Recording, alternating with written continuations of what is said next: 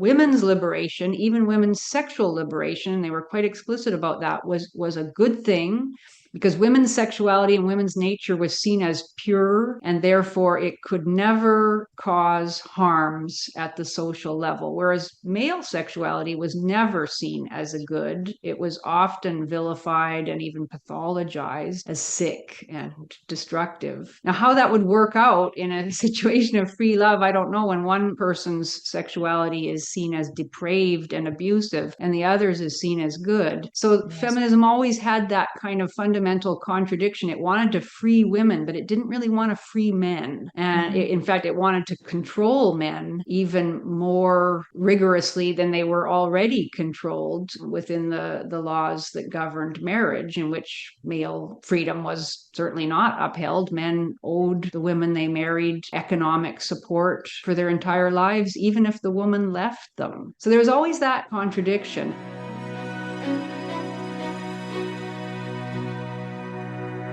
Hello, and welcome back to the Tammy Peterson podcast. Today I'm talking to Janice Fiamengo.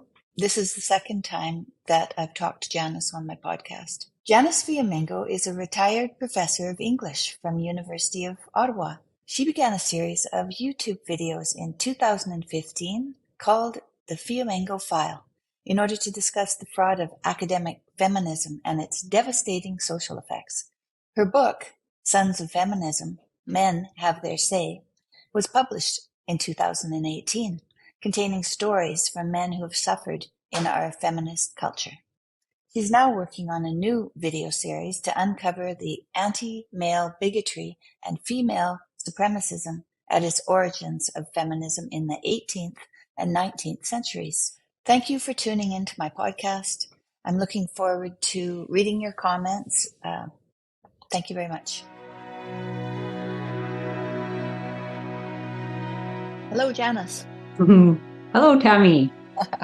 Good to see you. Yeah, wonderful to see you. I'm excited to talk to you today. So let's get right into it. So what I proposed was that we would speak about one feminist at a time, but if another feminist comes into the conversation, I'm not opposed to that.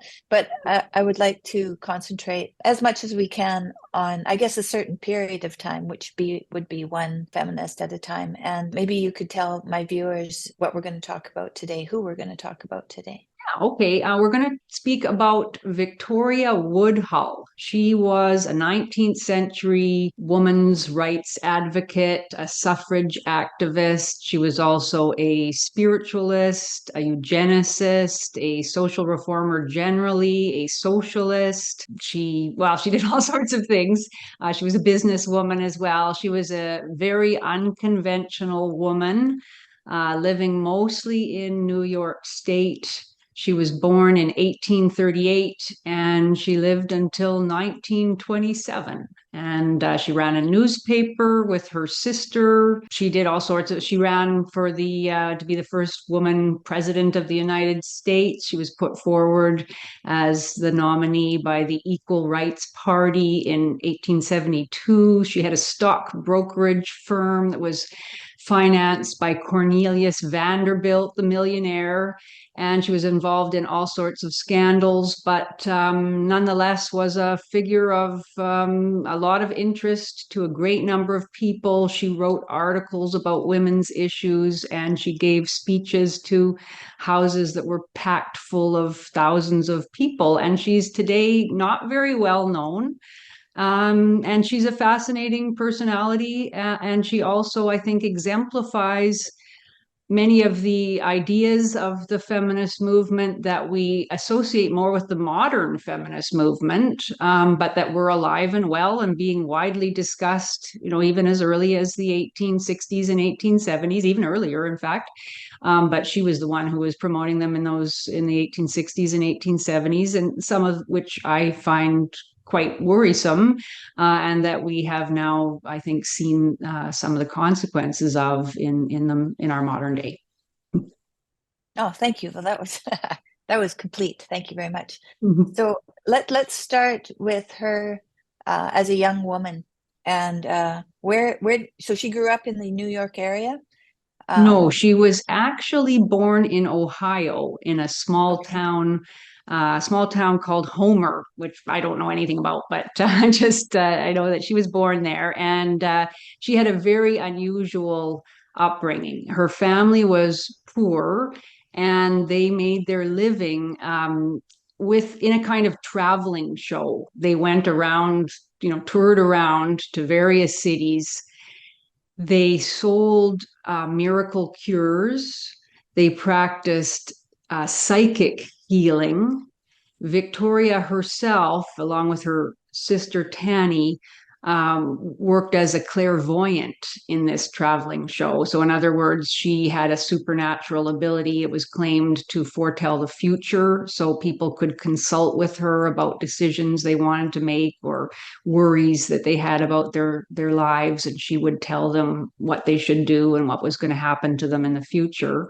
Her father worked as a fortune teller and also a mesmerist. He hypnotized people and did all sorts of strange things with them, and performed in all sorts of strange ways. And there were a variety of other people who also traveled along with this show. And this kind of thing, this interest in spiritualism and in accessing, the spirit world, speaking to people who had special powers to foretell the future or to see into the other realm, was it was an intense interest in the period. And so we can imagine that this young woman, Victoria, along with her sister, whose name was Tennessee, became known as Tenny, they developed special powers as performers.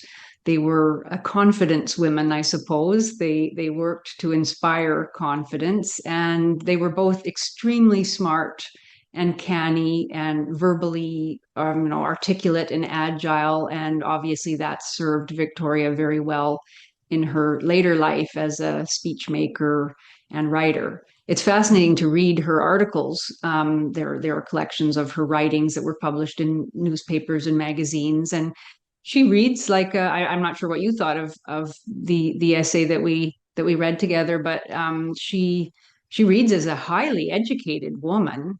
Yes. Clearly, she didn't have any formal schooling, or very little, but that doesn't seem to have held her back in any way. She knew the Bible, she knew classical literature, she had a wide range of reference. She wrote in a very skilled and erudite manner. So I can imagine that people found her as compelling as I do now, reading her work, and she must have been a very magnetic speaker as well. Mm-hmm. Yeah, well, she learned young too. I know that when my kids were young, we had a street party once a year, and in the evenings we had a talent show. And so all the kids on the street could sing if they wanted, they could act if they wanted, and there would be probably 30, maybe 40 people watching. And so it was very good training for people for public speaking, and that was only once a year. I can't imagine what it would have been if that was actually their life on the road Right. like that. She would be a Exactly. master of that by the time she was grown. What Yeah. was her, you know anything about her mother? I don't know. I don't know anything about her mother. It mainly, Mm-hmm. the biographies that I've read talked about her father, but I Mm-hmm. assume that her mother also traveled with the family, because it seems as if that was the family business, and that their livelihood was based on convincing people to trust them and telling a story that people found believable. And Right. so, and that's very much evident, I think, in Victoria's career. She married young. Her last name was Claflin. I mean, that was her maiden name, and she married a man named Canning Woodhull. According to biographical records, when she was still only 15 years old. She divorced him when she was in her early 20s. She married another person, Colonel James Blood, and he introduced her to causes, to social causes. So she took her clairvoyant interest and her interest in spiritualism, and then she married that with a variety of causes, mostly to do with women's issues. She was interested in dress reform. She was certainly interested in women's voting rights. Like many, many women of this era, she absolutely believed that women's involvement in politics would purify public life. It would be a change purely for the good. And so she believed that women should hold public office. They should be able to direct national and international affairs. And she wrote about that quite a bit. She was also very much interested and influenced by socialism. She believed in communal living. That was part of the idea of free love as well, and that was one of her major issues, was not only the idea of freedom from the constraints of marriage, but also the idea that people would be better off living entirely communally. And so that would mean that, and there were experiments in this in the United States. It was a very popular, it was a very popular idea from about the 1840s, maybe even earlier, but there was a well-known experiment in communal living in New York State called the Oneida Community. It started in 1848, and I think it went till about the late 1870s, early 1880s. It was finally dissolved. It involved hundreds of people, and it practiced something that was sometimes called complex marriage, sometimes called pantarchy, sometimes called free love. And it meant that every adult in the community was considered to be married to every other adult, and their sexual lives were free and unconstrained in that sense. Children were raised communally, and in fact, any particular bond between parent and child was discouraged. At a very early age, children would be taken away from their parents and would be raised by a children's department in the community. And so the attempt there was clearly to break any particular bond between mother and child or between parent and child. It was also very much discouraged for there to be any long-lasting and particular bond between any man and woman pair. So any kind of sense of possessiveness, sexual jealousy, or just general commitment, special commitment, was also discouraged. And so this went for years. It was somewhat of a scandal in the larger society. Many people thought it was a bad idea, but it did function. The community was economically self-sustaining for some time. And certainly the members of the community advertised their fervent belief in what they were doing. They believed it was a better way of living than the traditional ways of marriage and the nuclear family. And but it did dissolve. Ultimately, it seems, I'm not an expert, but it seems as if it dissolved foundered, partly because many of the younger members of that community decided they wanted to practice traditional marriage. So I think that's kind of interesting. And this idea, like, I find this so interesting because this is also the idea that Victoria Woodhull promoted some decades later in many of her speeches and writings. And it's based on, I think, a very utopian idea of human nature, that there is really nothing fixed in human nature, that human nature can be recreated at will according to whatever idea one might bring to bear. And so, this notion that marriage as a thousands-year-old institution, that there is something in it that actually corresponds to fundamental human needs for stability, especially for the raising of children, for a permanent commitment, for social stability.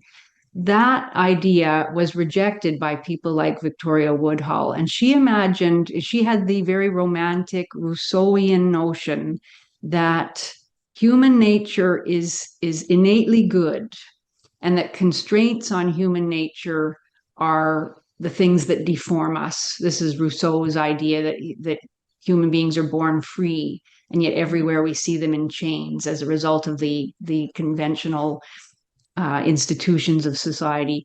So she advocates this very much in her writings and speeches, that if you could just let people be free, and of course this is a very attractive idea in the United States, which valued freedom a great deal.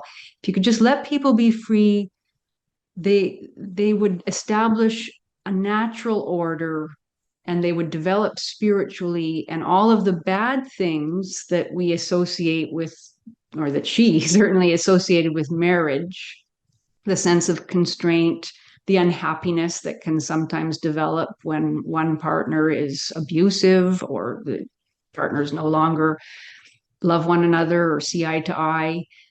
She saw those, and she said that she had met people who were unhappy in their marriages. She had met them when she was a child working as a clairvoyant, and she had seen the misery that she believed marriage caused. So she believed that all that misery would be dissolved once marriage was no longer a part of human society.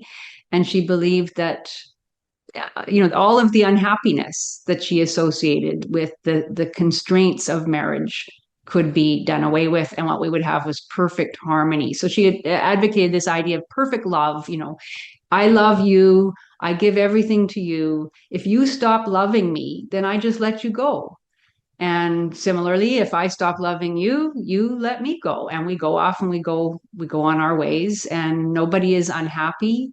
Nobody feels betrayed. And because we care, we abolish selfishness in our lives, and we simply celebrate our freedom to love whom we may. And she did not see, she didn't, at least she denied seeing any potential problems in that. Right. Sounds ideal. It doesn't to me, actually, but I can see like how she thought it would be ideal. Yeah, I think she, I guess she certainly emphasizes the idealized aspects of it in her writing, and she convinced a large number of people. In fact, she even convinced the mainstream leader of the National Women's Suffrage Association, Elizabeth Cady Stanton, who's the acknowledged kind of the major feminist of the United States, along with Susan B. Anthony. She herself delivered speeches in the early 1870s extolling free love as the future of human companionship. So that's I find that fascinating, that we tend to think of these early feminists as pretty solely focused on a few specific women's rights, like the right to vote or the right to be involved in the professions, those kinds of things. But you can see that, in fact, notions of female sexual liberation and all the attendant ideas, and a quite surprising lack of interest in what all of these ideas would do to children, that was already very much widely discussed. Victoria Woodhull also promoted abortion as something that she thought was a good thing and a necessary thing for women's freedom. She said that many women who were involved in loveless marriages were enduring inhuman conditions. She said that sex in a loveless marriage was a type of coercion, a type of abuse. And she advocated abortion to be available to those women so that they wouldn't have to bear children from loveless marriages.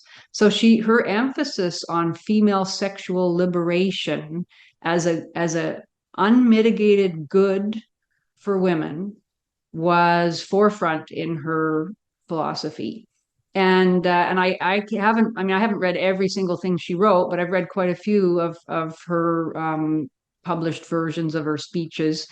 And she doesn't say much about children. I think she also believed, along with people in the Oneida community and others, that children would be well enough off if they were raised by the community in general, and that the idea that a mother and father were the best people to raise a child in a traditional manner in a stable home, that was just a prejudice, and that children would be better off to be raised by a broad range of people in a loosely knit coalition of community members. Well, I wonder, she was raised on the road in a way. Yes. I imagine that her upbringing was pretty loose because she would have been part of a community, no doubt. Even though she was traveling with her mom and dad, I imagine that there was a whole troop of people that would be kind of a gypsy life, which That's what I imagine too. right? So it kind of sounds like a gypsy idea. Mm-hmm. Although I haven't studied gypsies myself, I imagine that it is a fact that the childcare is distributed. I'm not against the child rearing being distributive, because I think it was good when we had multiple generations of families that lived together, and grandparents and aunts and uncles around, and so that you had. But there was always war, and you lost a lot of people, and so some of that was necessary to have more people around. But the idea was to make sure that the kids were taken care of, whereas this sounds like they were doing all they could to make sure that the kids were taken care of, but outside of what they were doing, like in the Oneida Yes. Mm-hmm. communes, that they were taken away in the first form of daycare, in a way, that they were Mm-hmm. taken away and from the mothers and fathers, which would Mm. be okay above 3 years old. But I don't know about if that happened right from being a baby. That would be worrisome. I think it Uh, started when the children were as young as, just weeks old or oh, is months that right? old. Wow. Yeah. Oh, gee whiz. Yeah. And I think, Yeah. it's part of a kind of communistic philosophy, and you find it in many communistic societies. It was practiced in the Soviet Union, certainly.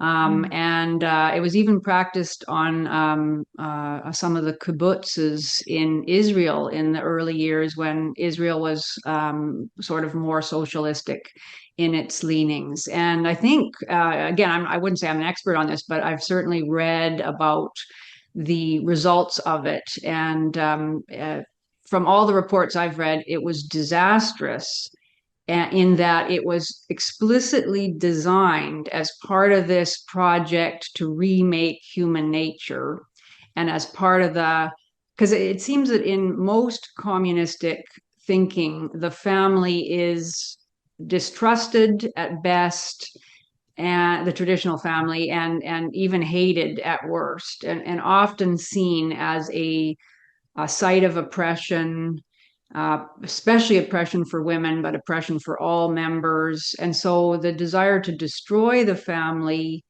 and to rear up a new generation of people who will not be molded by the family, and who in fact can be molded by a larger grouping, the state or the community, that is often fundamental to communist or socialist philosophy. And from what I know, these experiments were quite disastrous. They were disastrous for the parents, who couldn't see their children. In many cases, they actually weren't allowed to spend more than perhaps an hour or 2 hours with their children. The children would live in a communal setting, not with their mom and dad. And it was terrible for the children. There are now memoirs written by people who were involved in those experiments, who said that it was awful. So it contradicts something fundamental in human nature, the desire to be with one's own children. In the Soviet Union in particular, it was part of the idea that men and women should be made much more alike, and that women should be freed from the burdens of child rearing in order to pursue their work, and to be dedicated to that and to taking their free role in social life. Well, it wasn't exactly free, but their communist dedicated role in social life. And it just didn't work for most women. They said their hearts broke because they couldn't be with their children. So that's quite interesting, that we have seen over and over again that it simply doesn't work because it isn't based on the family. And I agree with you. I think the idea of the extended family and with a larger number of people helping out with child rearing, not that again I'm an expert on that, but from everything I've read about it, that seems to make a lot of sense and to work. But this notion that the parent-child bond in particular has to be broken in order that the child be linked more closely to the wider community, that I think is quite pernicious. But it was certainly it was a common idea in the United States. There was a book published in 1854 by a woman named Mary Gove Nichols and co-authored with her husband Thomas. It was called Marriage, Its Origins, Character, and Results. And they were absolutely dead set against marriage, said that it was actually a worse evil than slavery, and that it was a kind of slavery as they imagined, again, especially for women, and seen as really damaging. And they, again, advocated that it be completely dissolved and people engage in just some form of free association, but again, with no real practical working out of what that would look like for the children of these various unions. Yeah, right. And Mary Stanton too, Lady Mary Stanton, was she interested in abortion? Did she advocate for abortion at her time as well? Elizabeth Cady Stanton. Oh yes, You're Elizabeth Cady thinking of? Stanton. Yeah. Mary. She did not, as far as I know. She Mhm. was, because she had to be more aware of her social standing as the leader of the major women's organization in the United States. She, in fact, went out of her way to say that her organization was not in favor of abortion, but there's an unpublished speech that she wrote in 1871 for a private club in which she advocated free love. And it's striking how little concern there is for the offspring of these various free unions, and even for the men and women who would be left behind when one partner decided that they no longer wanted to participate in the union.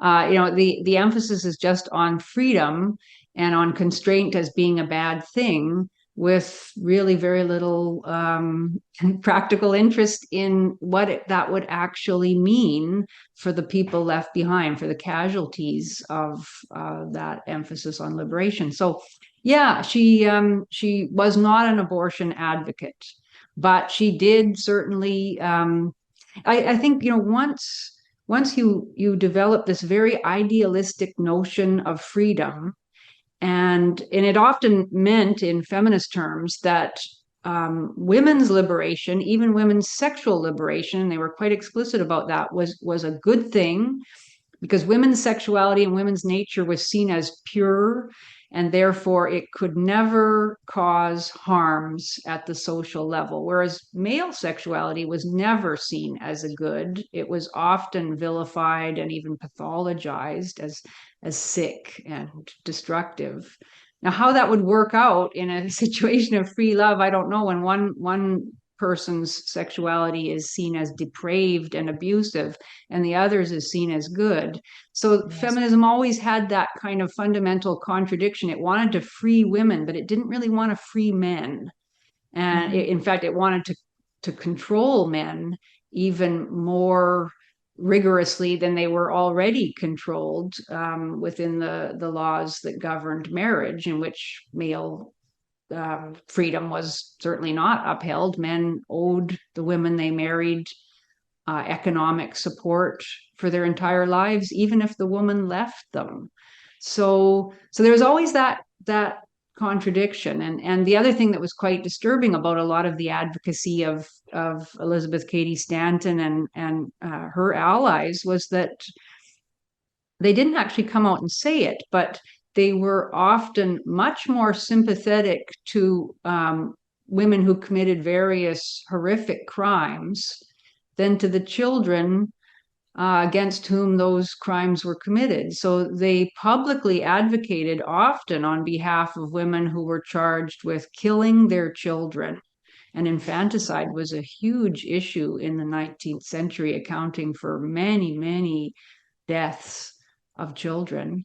And they were very sympathetic to the woman and often made the case that the woman was, pushed to her limits. It was because she was powerless. It was because she was abused, which it may well have been in many cases, that was the reason why she had killed her children. And their empathy for the children or their horror at what had been done to them, sometimes even in cases, I looked at one in one of my videos of a woman who poisoned her 3 children with rat poison over a period of a number of months. And the children were, well, one was a baby, one was 4 years old, and one was 9. They died in agony.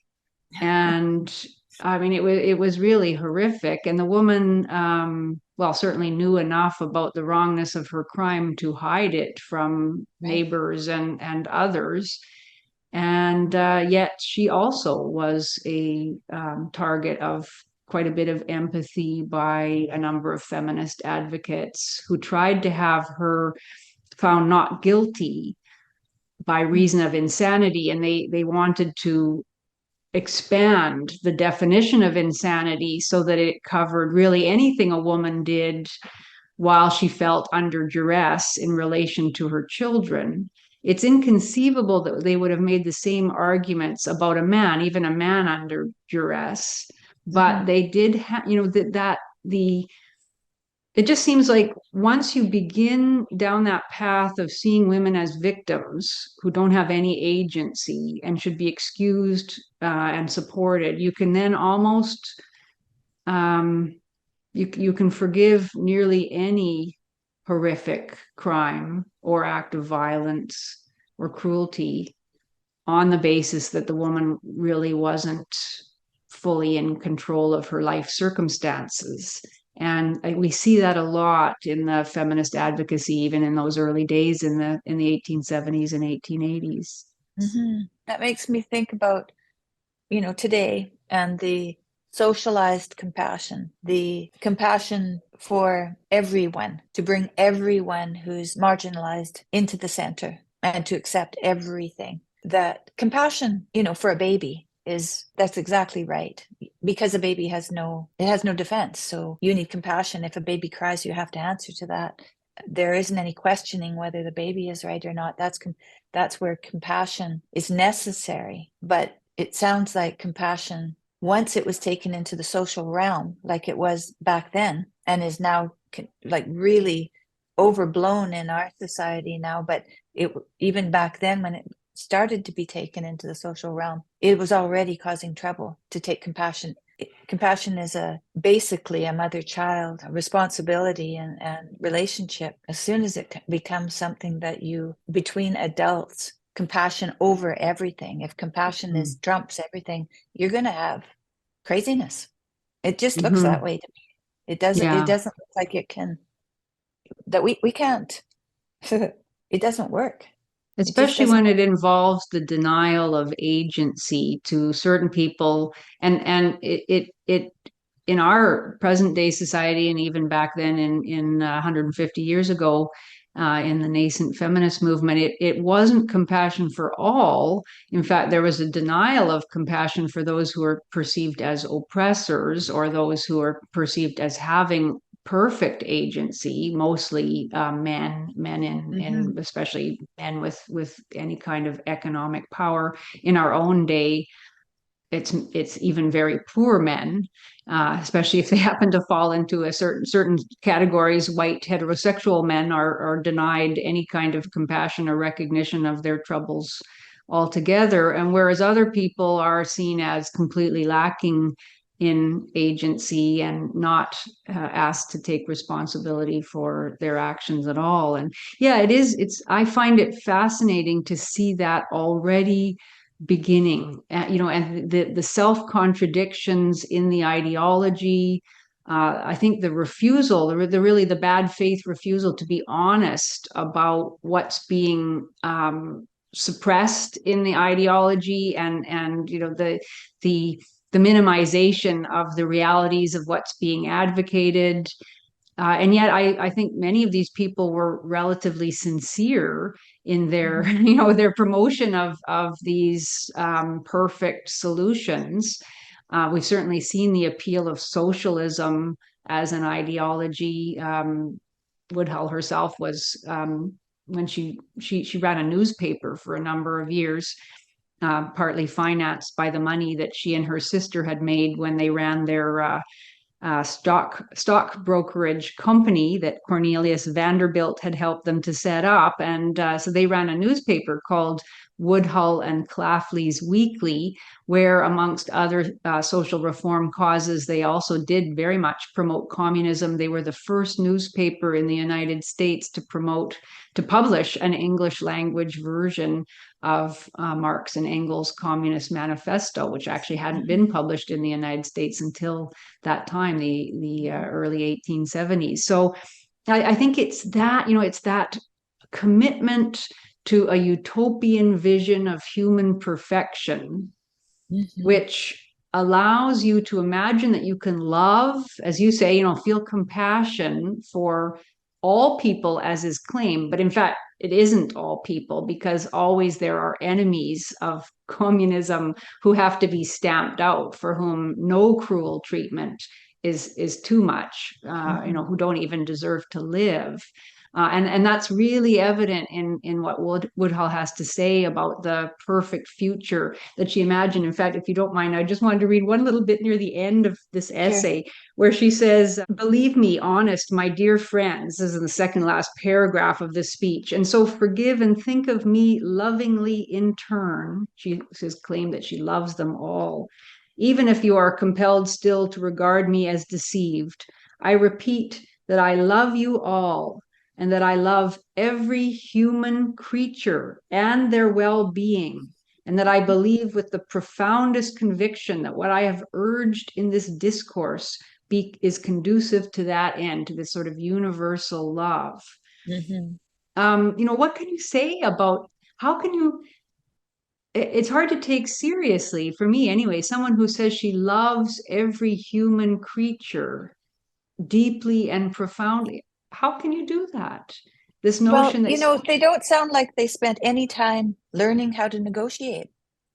There was no research into negotiating relationships, negotiating anything. It was all either compassion and acceptance of everything, or demonization of the other.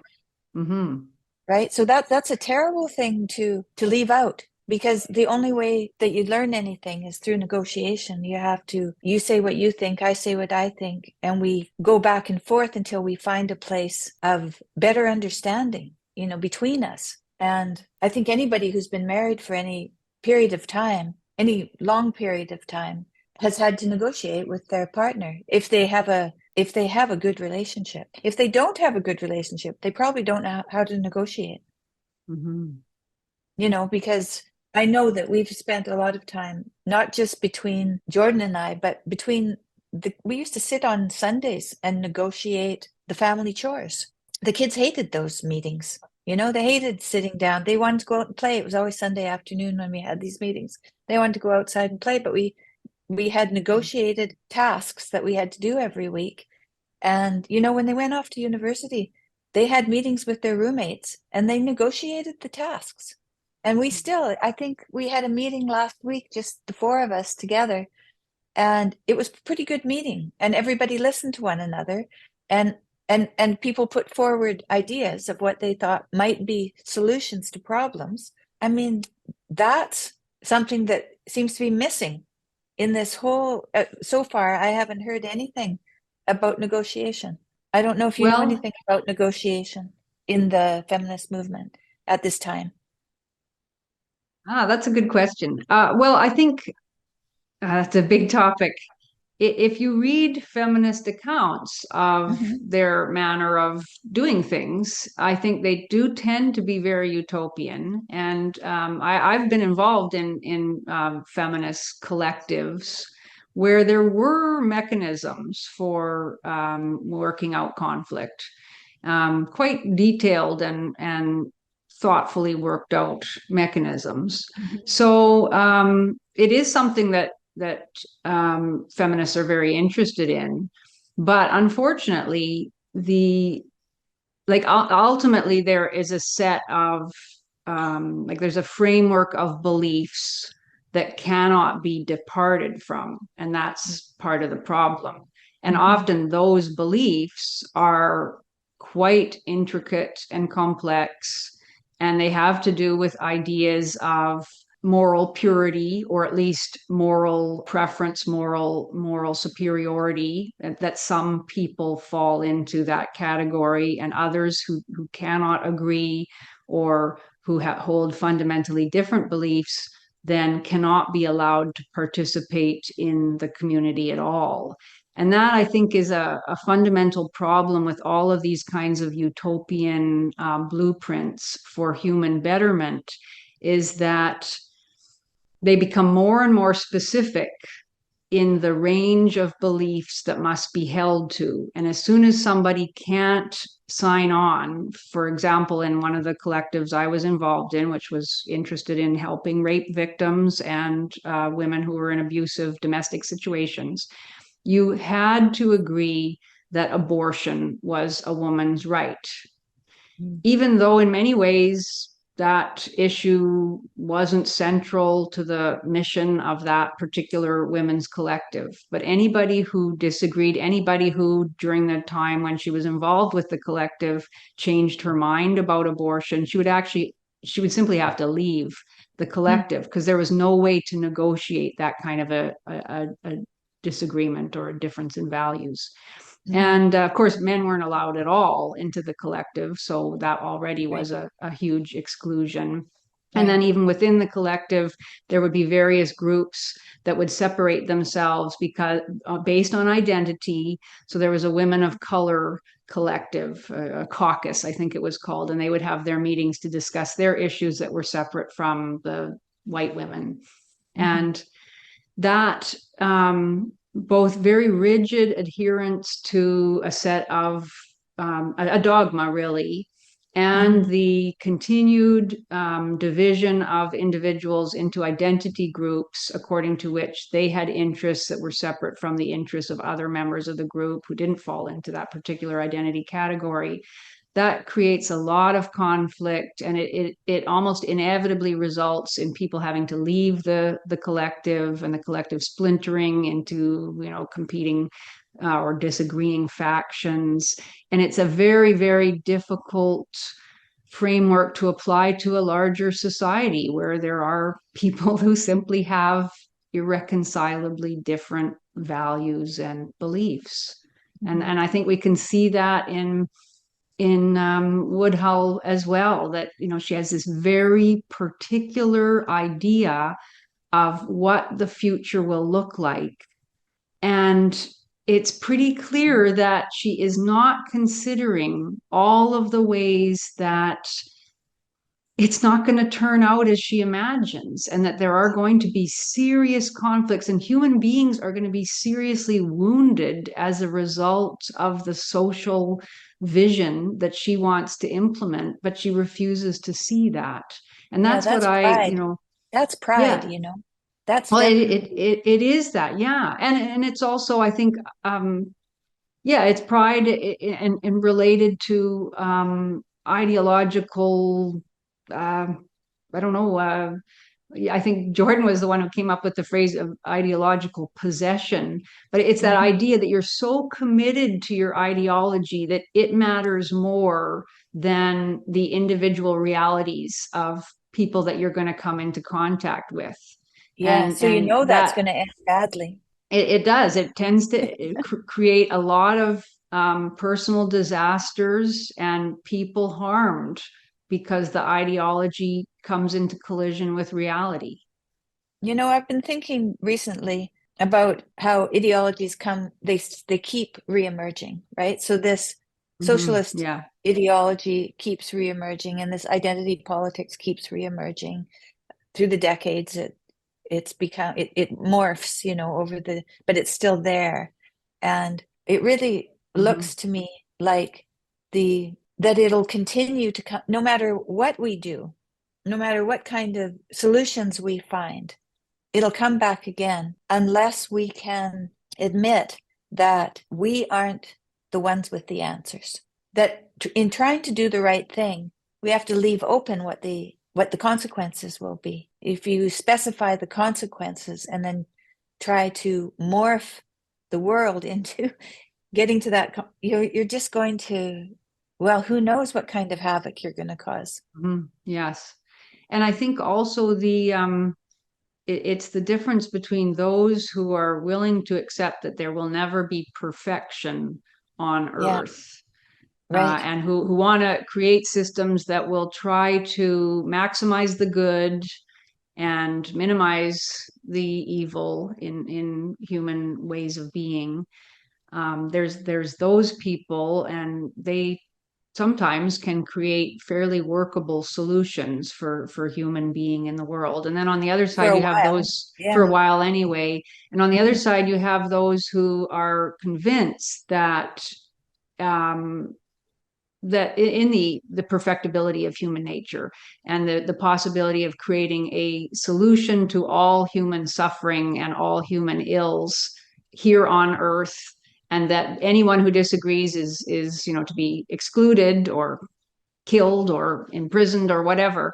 And I think at any time you have that utopian impulse, you get this really intensification of human suffering. So you said that she read the Bible, right? She read the Bible as a young woman, but is there any indication that she took her faith into her later life? I have not, I don't know the answer, but based on what I have read, I think she would have called herself probably a unorthodox Christian, which is always a little bit can be kind of dangerous in a way, because like the essays that I've recently read, she quotes from the Bible extensively, but in such a way, I think she sees herself as a kind of Christ figure. She sees herself as a savior. She imagines that she suffers on behalf of the larger community, that she sees herself as a kind of Messiah bringing a new truth that will bring about a redeemed world. And often, I mean, here I'm getting into a really weird area in a way, and it's again, I'm speaking just personally, not through any deep research, but I think sometimes when people are interested in Christianity and they reject Orthodox Christianity or traditional Christianity, and they create their own version of it, where they imagine themselves as godlike, I think that can be very dangerous. And I see that a little bit in her work. She even at one point, she says at one point that she quotes Christ on the cross, if I can find it now. She's talking about at this point those who deliberately, she feels, misunderstand her doctrine of free love, and she feels that people deliberately give it a kind of shameful negative interpretation, implying that it's really just a kind of base license to be sexual with whomever you want, although it was that's what it looks like. I mean, she herself said that. She said, I am a free love advocate. I have a right to love whom I may, to love as long or as short a period as I can, to change that love every day if I please. And with that right, neither you nor any law you can frame have to interfere. So that sounds sounds a lot like identity, doesn't it? These days. It does. Yes, it exactly. sounds just exactly the same.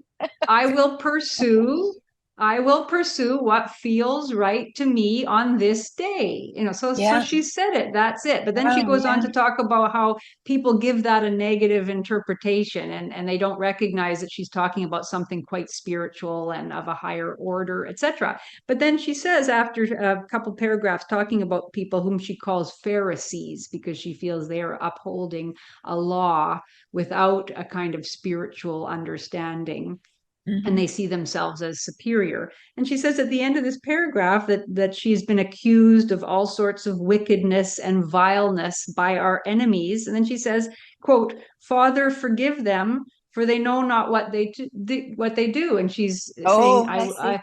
so she really is equating herself there with Yeah.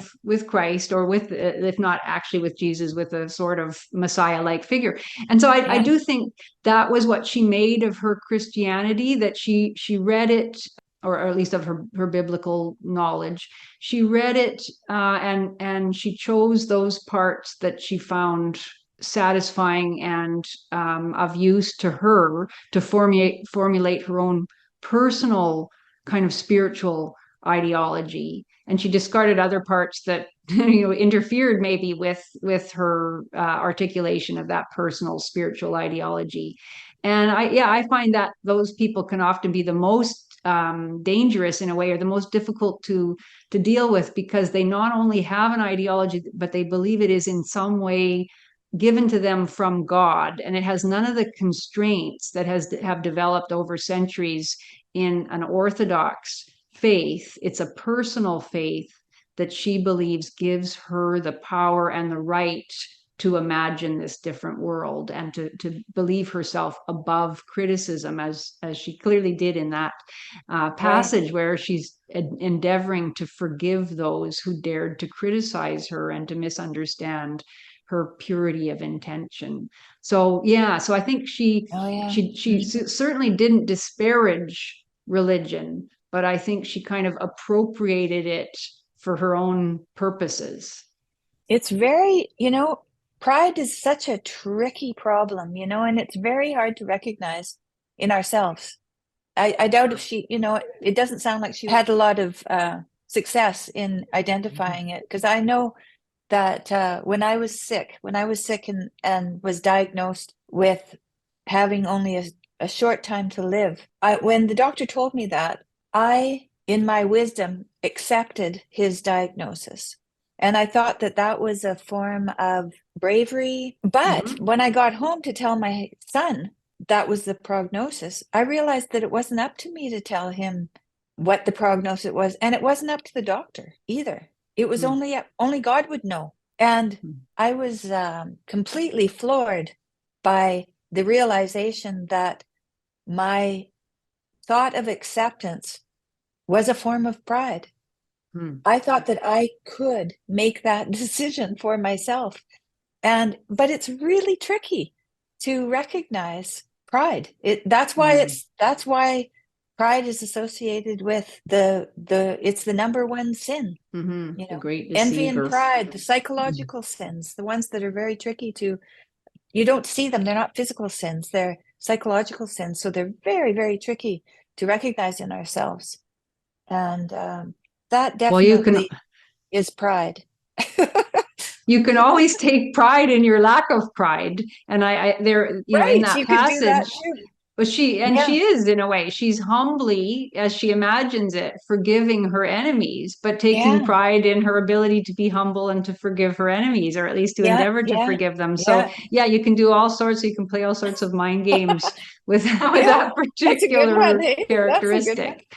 Yeah. Yeah, And I think, it is, especially if you see yourself as someone who has broken away from the mainstream of society. And I think this is a real temptation yeah, for all of us who end up being critics of some aspect of modern society.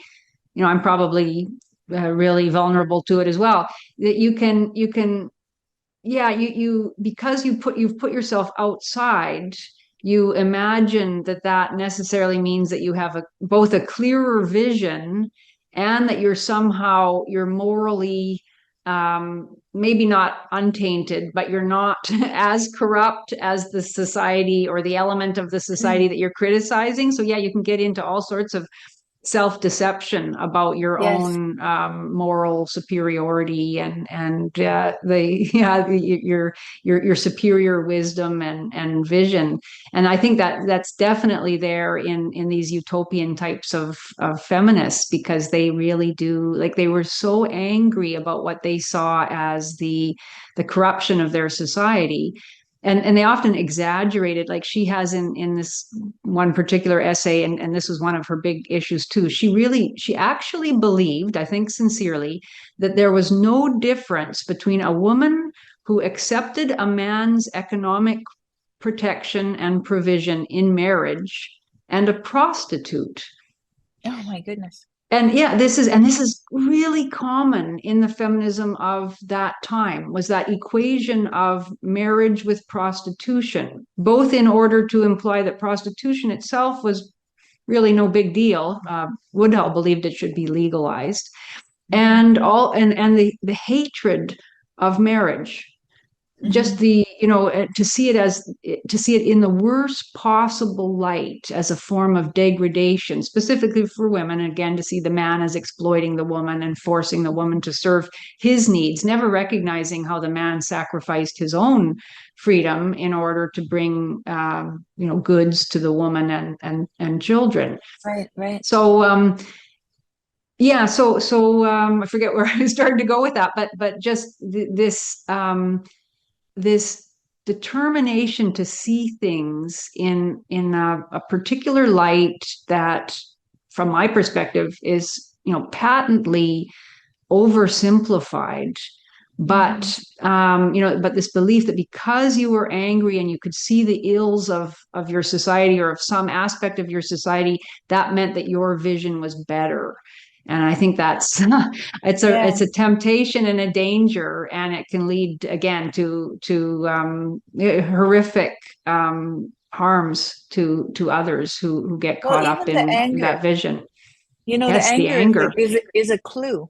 It's a clue, because if you're not relating on a level of play, if you don't feel playful, if your interactions aren't playful, and there isn't joy in the interaction between two people, then I think that there's going to be a tinge of tyrant in there, because if you there's going to be someone trying to compel someone else, right? If it's not playful, so there's not a give and take.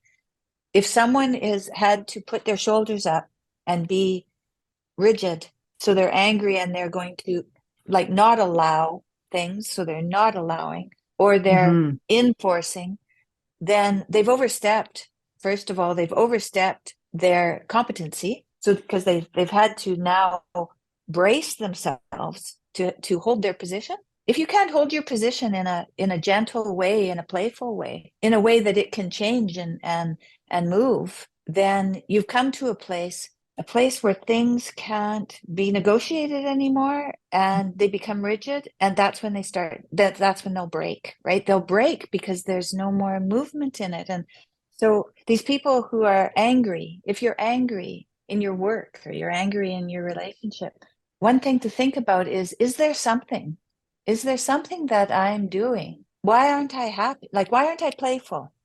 Why don't I have this lightness about myself? Why is this heavy for me? If it's heavy for me, maybe I'm trying to enforce something on someone else, or on myself even, or just on myself. I can be all alone and be angry, right?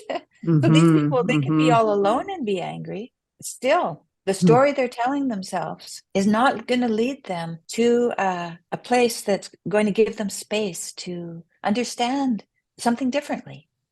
Or new. There's going to be no newness.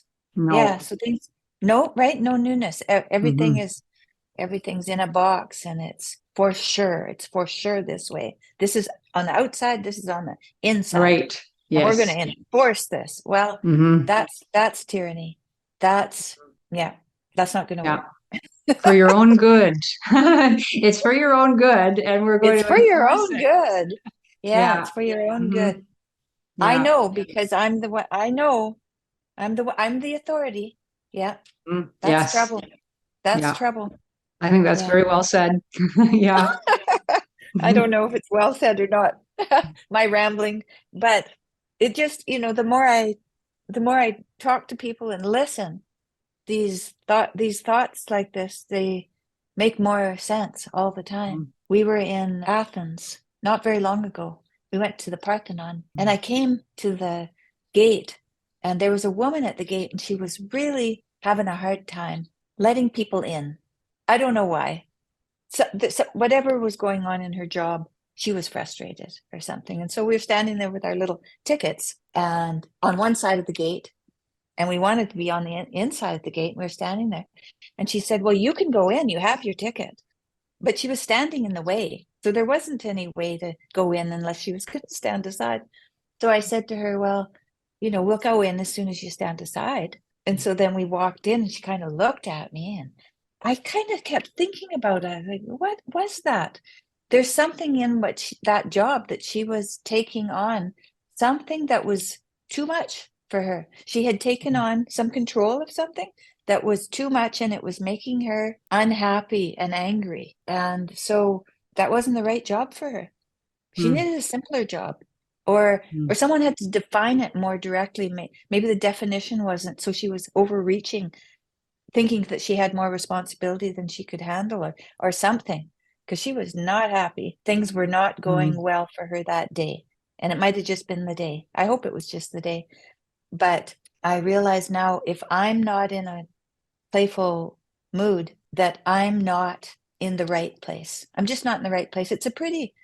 So far, it seems to be a pretty simple test that I can give myself to find out whether I'm being true to myself and true to making the best decisions that I can make. And if it's playful. If it's not playful, I have to go and I sit and meditate and find out what it is that's on my mind or something, and or talk to someone, right?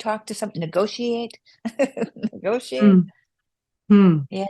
Yeah. Well, that's a profound challenge that you're describing. Well, I appreciate, I appreciate your sincerity and your interest in that, like that deep level of honesty with oneself. And thank you. that's Well, this is why I want to talk about feminism. I want to talk about all the feminists, all the ideas that have come down through history to the present, and talk about how they play out in the world and how they play out for each of us in our lives, and how they make us feel, really, how they make us feel. And if there's a better way, or if there's a way that we can have these ideas without compelling people, without the need to compel and the need to exclude, right. Yeah. So, because that hasn't turned out at all. Men have been ostracized, and we're in a crisis moment to think that we can carry on in this manner. I agree. Yeah, I very much agree. I guess the thread that I noticed most strongly in looking at Woodhull's writing and others that were associated with that movement and that constellation of ideas around feminism and socialism and free love and all of that. It was the idea that there started to be this very angry criticism of marriage as deforming for women, restricting of women, a place of oppression. And somebody wrote under one of the videos that I had done on this subject, saying it is, everything that we choose, all social structures are defining and limiting and constricting to some degree. But the question is, but what are the advantages that come with it, and what about the limitations that the other person, in this case, the husband, what are the limitations that he also takes on? in order to produce this good. In this case, this place where one can have a family and raise children in a stable environment and create a loving home. So the idea that it's only a choice between freedom and limitation, and therefore we want to choose freedom, but of course then that leads into all these other limitations and sometimes chaos and devastation for many people.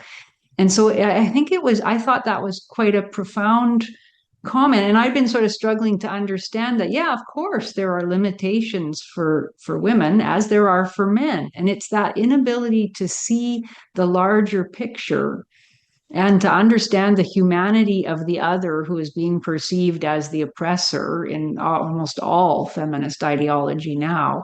It's that inability to see the humanity of the other that really deforms the ideology and leads to really destructive fantasies of how the world should change to accommodate women's freedom. And I can see that so clearly in those early advocates, and even now, in the kinds of complaints that one hears about. And it is this utopian idea that we could somehow get to a state where individuals, especially women, could be perfectly free, that there should be no constraints whatsoever, not even the demands of children or of other dependents.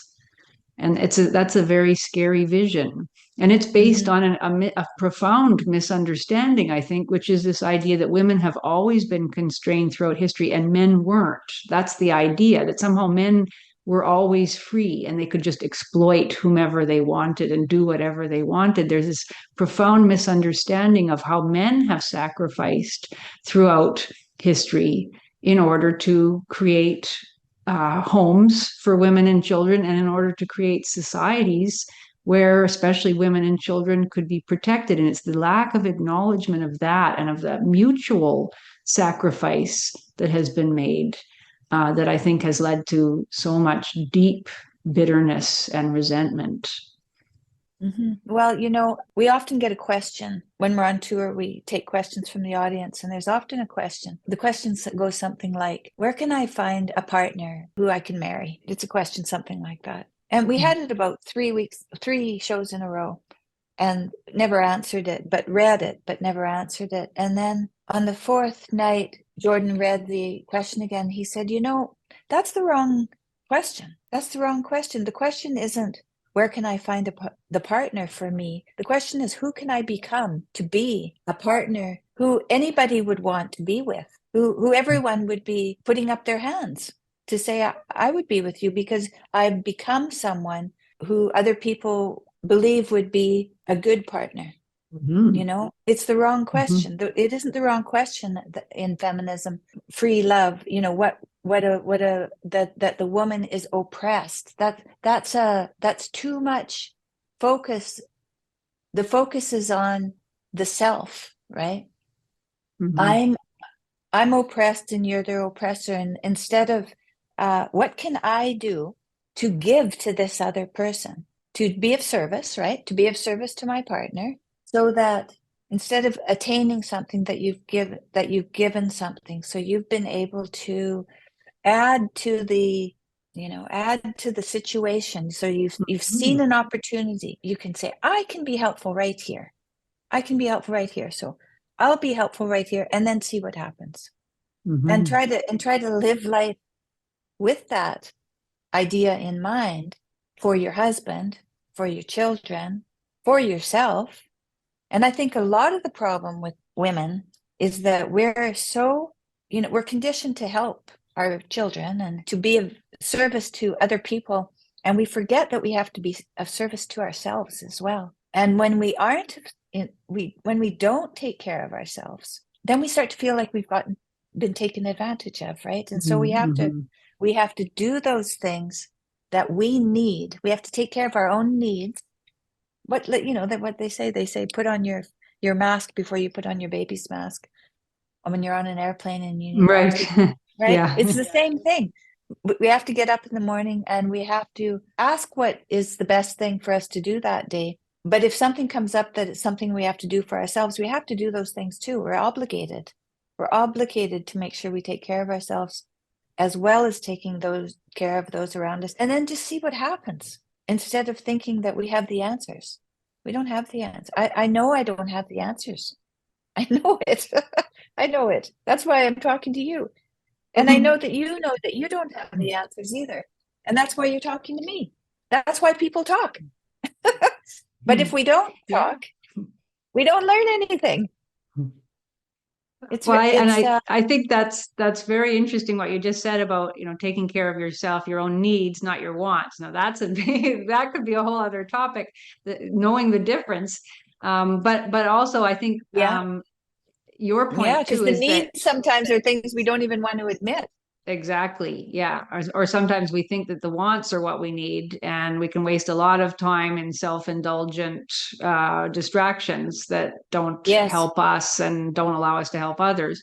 But you're assuming that you want to take care of your needs because you want to be of service. And I was so struck when you said being of service to your family, to the wider community, because I do think actually for a certain, well, I think in general that idea of being of service has been so tarnished as an ideal.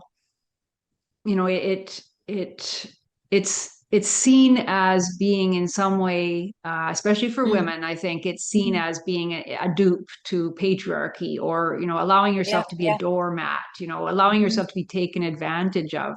So it has been ruled out of order for, I think, a number of generations of young women who have been raised up to think that what they should do is sort of assert themselves and pursue their own particular goals and objectives, and anybody who doesn't agree with them or anyone who doesn't appreciate what you're doing, well, just those people should be damned, forget about them. And so that notion that we are all, and I think, I think men, again, maybe I romanticize, but I think men have never lost that sense of, I think most men, if you ask them, what is a good man? They will tell you a good man is of service. He looks after his family. He works for justice in the world. He defeats evil. He protects the innocent. He brings things to his family that are good. All those ideas, those are there. Those have been there since the beginning of time. Men work with other men to protect their communities and their families. And I think that's still there, even though a lot of men are suffering. A lot of men are despairing and angry about, they feel so confused as to what they're supposed to do now, because they've been told that they're responsible for all evil and they should just step back and let women take over the world because women are so much better.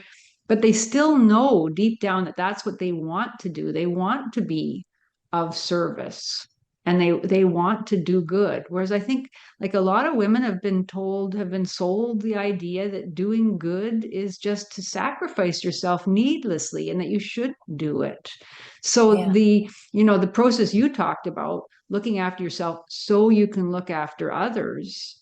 I don't even think that a lot of young women necessarily see that looking after others is something they should do, or that they should be of service. And I think that's really, that's created a lot of resentment and upset and needless confusion. I think if you just try doing one thing for someone every day, just one thing and see what happens. But don't just do something that you think is a good idea. Pay attention to your surroundings and the people that you're with, and notice if there's something you can do that's helpful. But don't do anything till you can notice something. And that's a challenge. It's a challenge, and it's an adventure in a way, because you don't know what it's going to be. All you're going to do is one thing today. You're going to and you don't know who it's going to be for either, because it could be someone outside when you're walking on the street. It doesn't have to be someone in your household. It can be whatever comes about that day. Try to do one service every day and see what happens. I think that's lovely.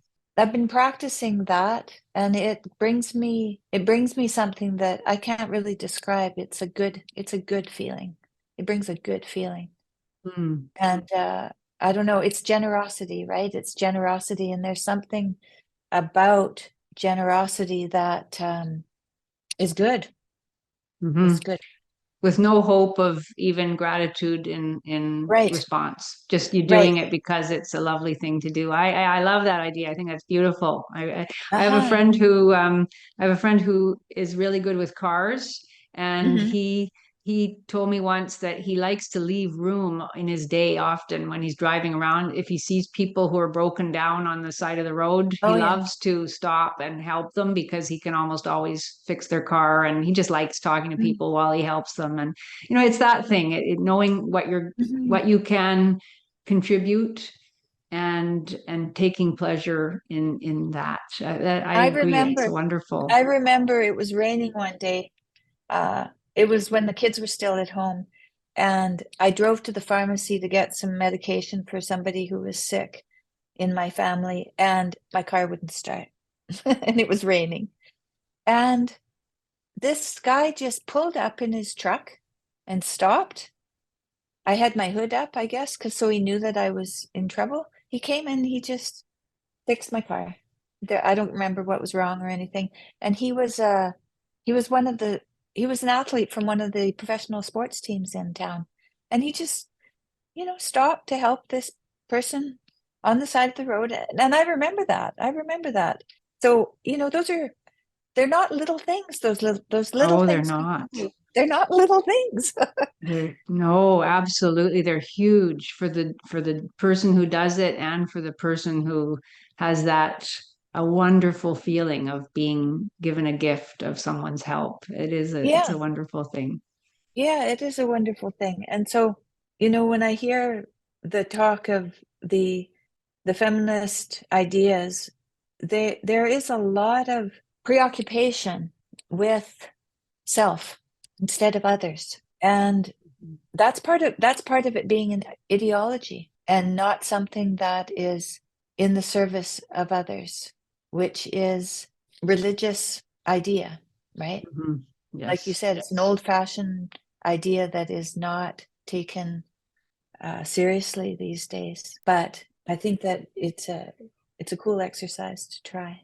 Hmm. I like it. And when I'm done this podcast, I might go see if there's something I can do. Maybe that's what I'll do. Redeem Sounds myself. wonderful. Redeem myself for the day. Well, thank Oh, you. yeah, Thank you very much. I don't know who we're going to talk about next, but you'll email me and tell me, I and will. send I and definitely send me will. and send me your paper. Hmm.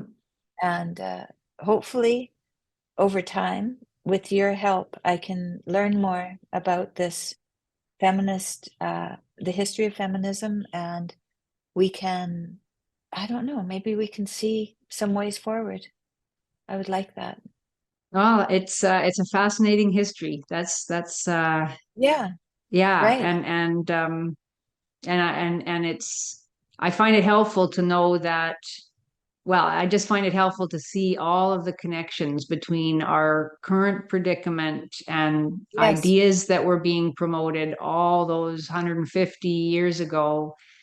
Yeah, things weren't so different as we imagine. No, no, that's right. That's right. And the thing is, I was thinking of that recently too. I was thinking, we live for 80 years or something. We do what we can through our 80 years, and then we die, and then the next generation comes. It's no wonder that it repeats, Hmm. that Yes. everything repeats over and over. We think, in technology, we can make steps forward, but in relationships, Yeah. that's The tricky because age-old human problems yeah, are perennial. Yeah. yes, yeah, yeah, that's right.